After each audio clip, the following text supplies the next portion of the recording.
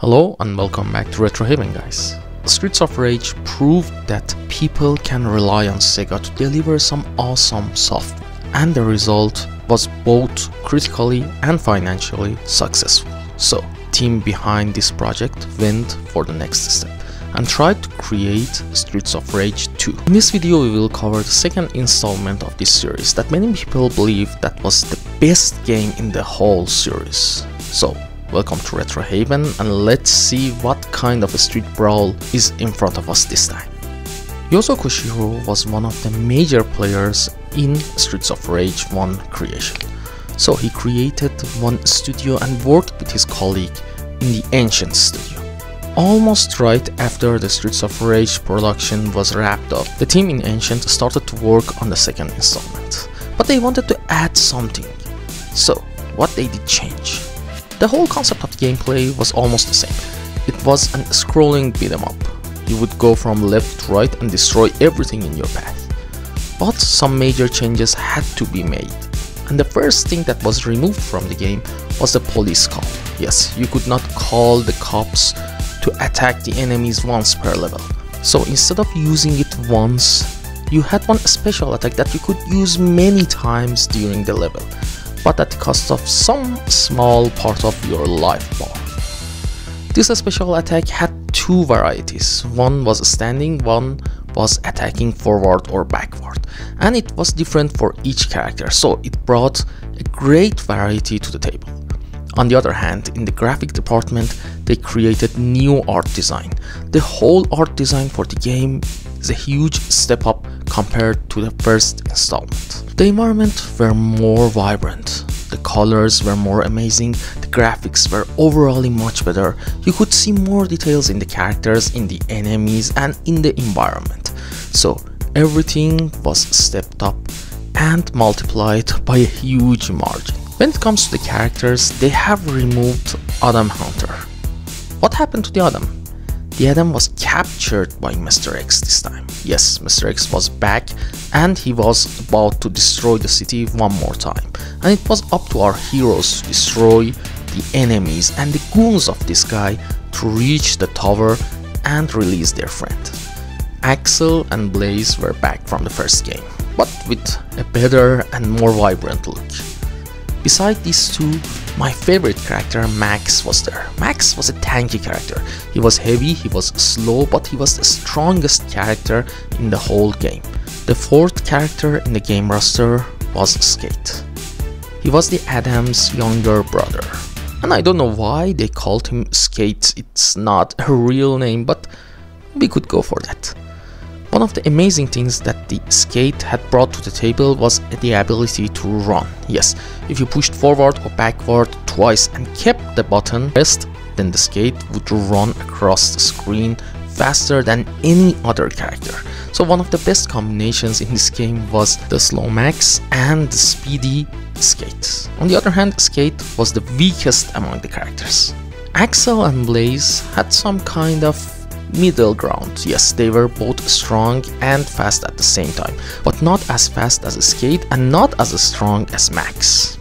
Another special move was added to the game without any sacrifice required. If you pressed the forward twice and then attack, each character performed a special move, and these special moves became a staple of the series.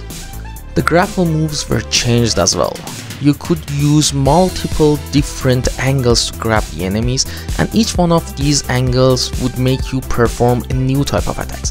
Especially with the Max, who was a wrestler, you could even jump and throw the enemies in mid-air.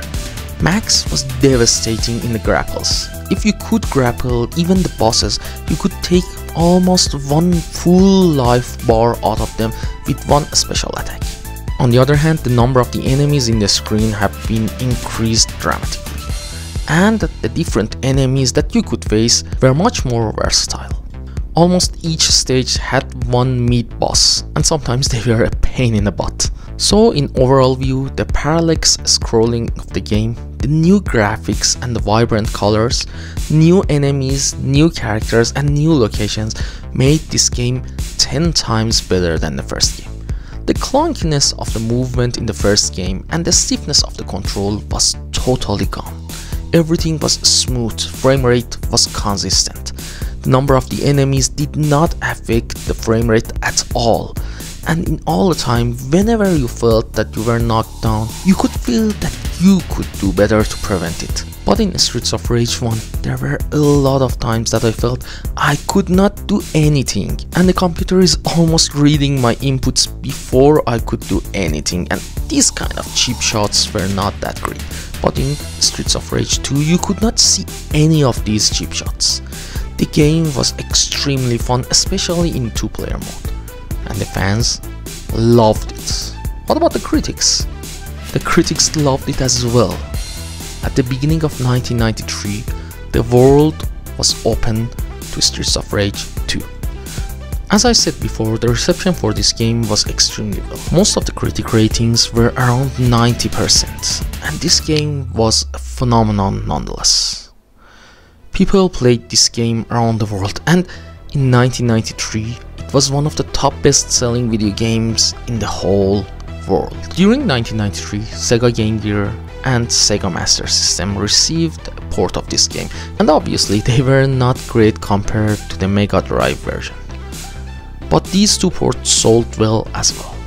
Finally, a long time after that, around 2015, another port of this game was released for Nintendo 3DS. And right now, if you are playing on your Xbox or PlayStation, you can gain access to this game in your digital library.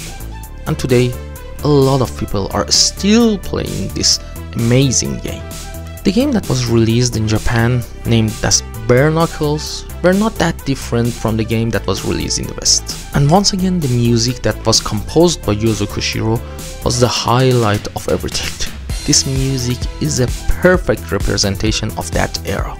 And the gameplay, music and everything went together to create one of the best experiences in the whole game. On the other hand, new modes were released for this game. If you got tired of beating the normal game, then you could use the versus mode and beat the crap out of your younger brother. This new mode might not be something special today, but back then it was huge. I remember that I've spent a lot of time playing this game with my brother, with my sister and my friends. And I gotta say, I have fond memories of those days. In the end, Streets of Rage became one of the most successful games of the 16-bit generation, and it was one of the best games that was released on Sega Mega Drive. Even today, when you look at the top 10 games of Sega Mega Drive, you could see this name pop up everywhere. That's it, this is Daniel from Retro Haven, and thank you guys for watching this video. Please leave a like and share this video with your friends because we want to have more awesome audiences such as yourself. Don't forget to click on the bell icon down below because you will get notified about our latest videos, and communicate with us in the comment section. Let us know what kind of series you want us to cover and what you expect from the channel. Remember to have a great day, and I will catch you guys in the next video.